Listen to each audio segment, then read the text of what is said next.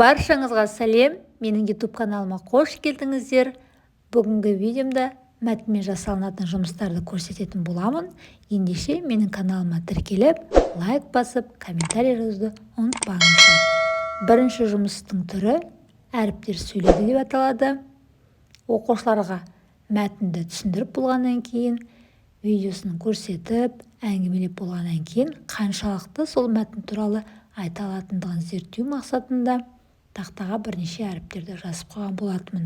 Әріптерді қатарынан жазу міндетті емес, кез келген әріпті көрсетуге болады. Одан кейін оқушылардан сол әріптерден басталатын қаншалықты сөздер мәтін бойынша естерінде қалғандығын тақтаға осылай жаздыртамын.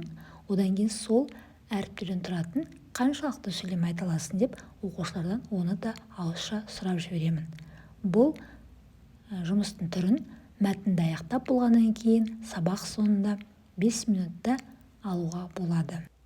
Ал келесі жұмысымның түрін осында қағаздарға дайындап қойған болатынмын. Бұл қағаздарда мәтіндерден алынған үзінді сөйлемдер, яғни аяқталмаған сөйлемдер.